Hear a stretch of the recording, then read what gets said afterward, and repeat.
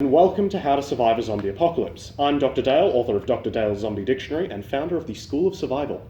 Or, as we like to call it, SOS.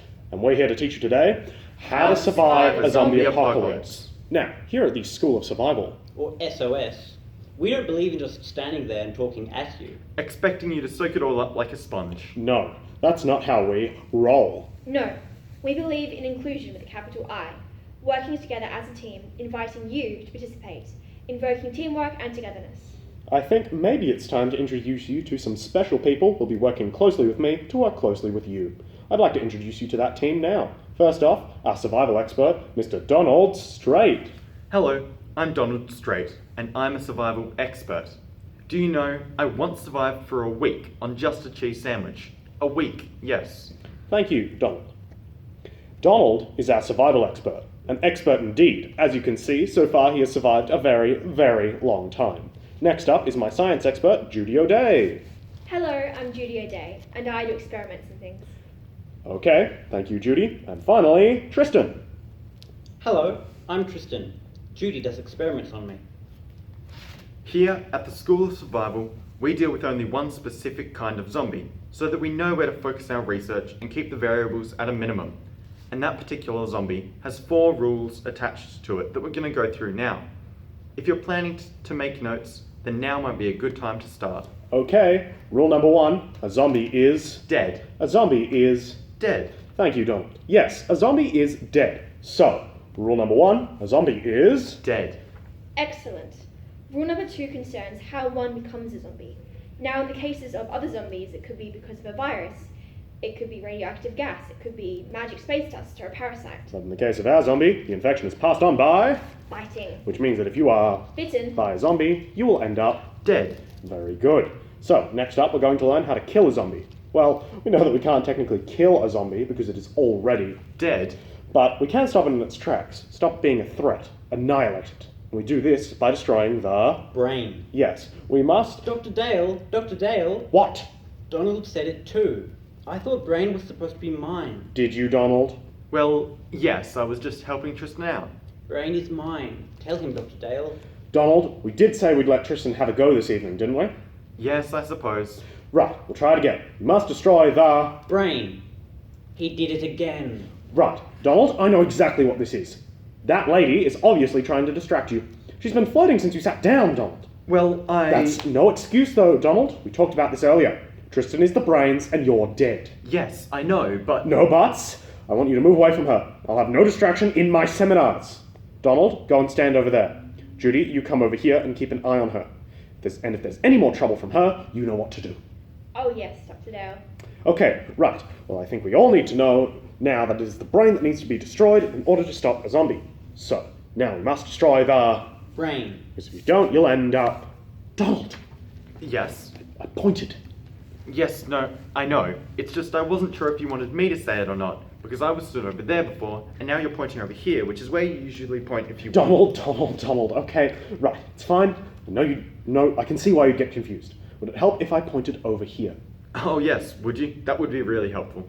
Okay, fine. If you don't destroy it, you'll end up... Bitten. Judy, what are you doing? You pointed at me. Yes, but I was asking for Donald. Donald was getting confused, you see, so he needs me to point over here. But I'm likely to get confused if you point at me and mean Donald. I look nothing like Donald. Well, right, fine. Why don't you move and find somewhere out there? But Tristan's out there. Then that might get confusing. We won't know who you're pointing at. I won't get confused. You won't get confused. No. Right, well, why don't you come and stand here where Judy was, and Judy, you go down there. Is that okay? Yes, that's fine. I think I can cope with being mistaken for Tristan. He's younger. What are you saying? Can we get on? Right, let's get to rule 4. Now, Rule 4 is the most important rule of all. It is the very epicenter of the survival movement. Because rule number 4 is... There is no... Cure. There is no... Cure. So, if someone is... Bitten. Then they will end up... Dead. And you will have to destroy their... Brain. If you don't destroy their... Brain. Then you will end up... Bitten. And you will end up... Dead. Once you are... Dead. You'll go around... Biting. Other people until someone destroys your... Brain. Because there is no... Cure. Now, I hope that's clear. Okay, so now we've discovered what kind of zombie we'll be up against. I think it's time we start to learn exactly how to... What's that, Judy? It's the zombie alarm. The zombie alarm? What does that mean? It can only mean one thing. The zombie apocalypse has begun. The zombie apocalypse was... But not really. You see, that alarm was, well, it was the signal to us the beginning of... Dr. Dale? Yes, Judy? It's Donald. Donald? Donald! Oh, yes? What are you doing? Well, the zombie apocalypse has begun. You know, I was talking to this woman here and we were... Why? Well, you know, when the zombie apocalypse starts, we need to start thinking about repopulation. Donald, you know this is just a simulation, right? Yes, but she doesn't. Okay. Donald, get back here! The fitter you are, the more likely you are to survive. Okay, has anyone got any questions? Yes, oh yes. Okay, Donald. Yes. Right. Who here likes going camping? Now, before you answer that, remember there's a difference between who goes camping and who likes going camping. Put your hands up. Okay, that's good. If you like going camping, then you have a higher positive chance of surviving the zombie apocalypse, because you don't mind living in uncomfortable, hellish conditions for periods of time without creature comforts. Anyone else? Yes. Who here knows how to sail a boat? Okay, good question. Show of hands. Anyone know why that's important? It's because zombies can't swim. Yes, the thing is, zombies can survive underwater. There's inverted commas up there around survive because they're not alive, but because they don't need to breathe. They can walk underwater. Okay, Judy? Who here is vegetarian? Yes, vegetarians are not likely to survive the apocalypse. There is reasoning behind this. Problem with vegetarians is there'll be no supplements during a zombie apocalypse in order to keep their energy up, so they'll just be too weak. There are positives to keeping vegetarians around at the offset of the apocalypse. First off, if your group gets attacked, you can just trick them up and use them to distract the zombies whilst you escape. Or, secondly, they're usually so thin and bony that you can pick them up and use them as a spear or some form of club to fight the zombies off with. Right, let's get into the simulation properly. The alarm went off, the zombie apocalypse has started, and we're all trapped in here. Now, does anyone know what we should do? Stay here. If a zombie apocalypse is raging outside, you don't want to run out into it, into the middle of it, and think about getting your pesky loved ones or relatives. No, if they're smart, they'll do exactly as you do. Hunker down and wait for the initial onslaught to end. Wait for all the stupid people to die and the zombies to migrate off and find some other heavily populated area to cause carnage in.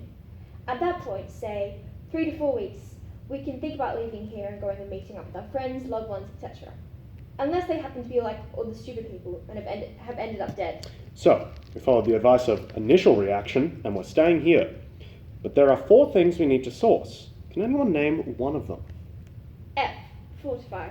A. Arm. S. Substance. T. No, sorry, Tristan, it's sustenance. Substance. Sustenance.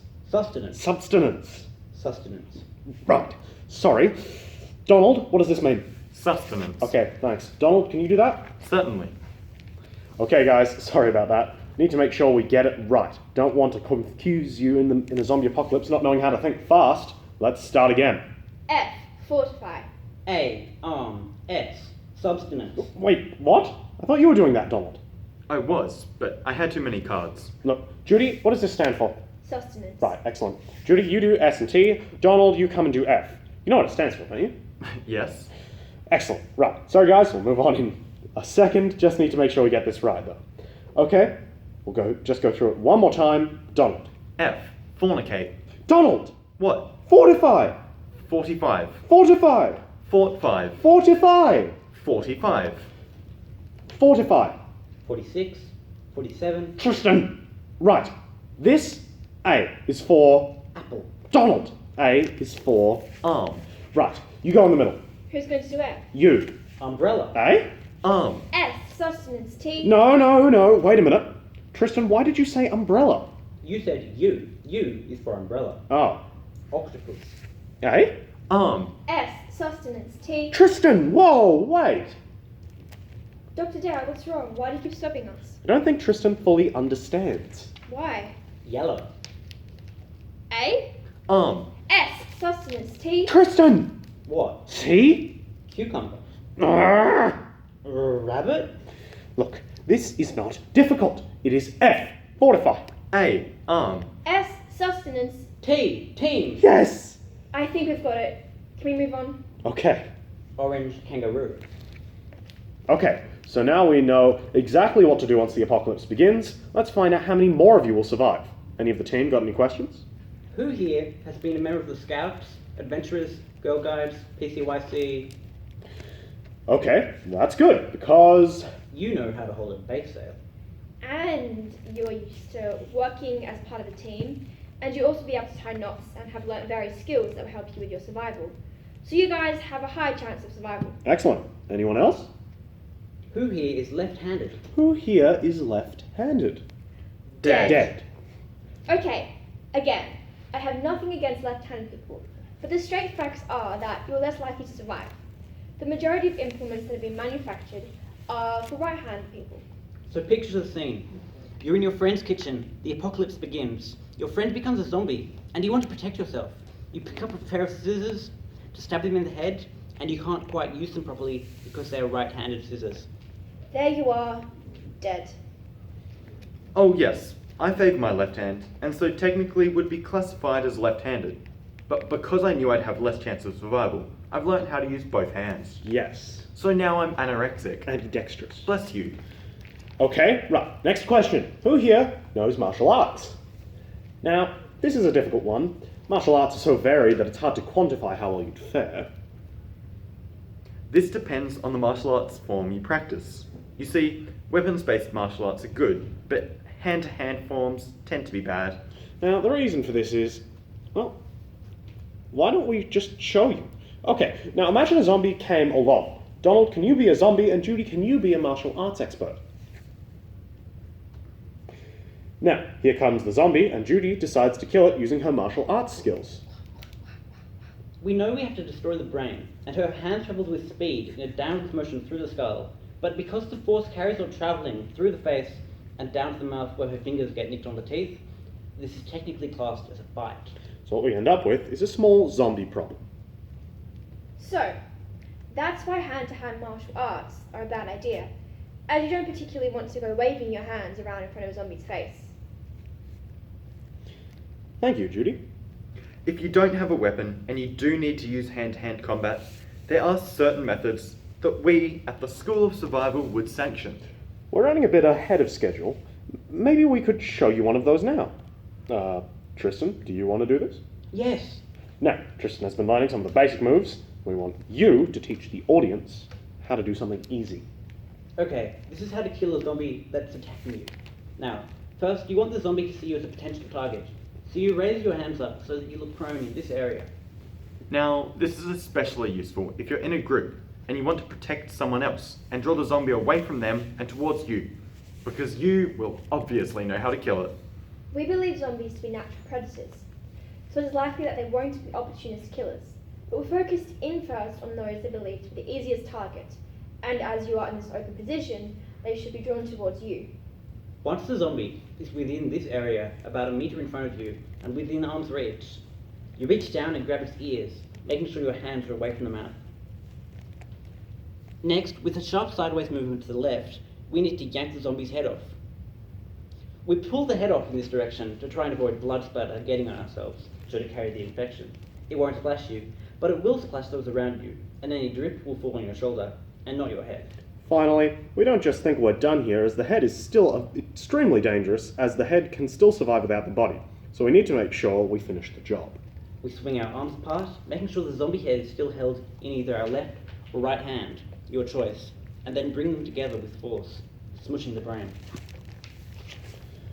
We told you that in a zombie apocalypse you should think fast. This is wrong. We lied to you. Terrible, I know.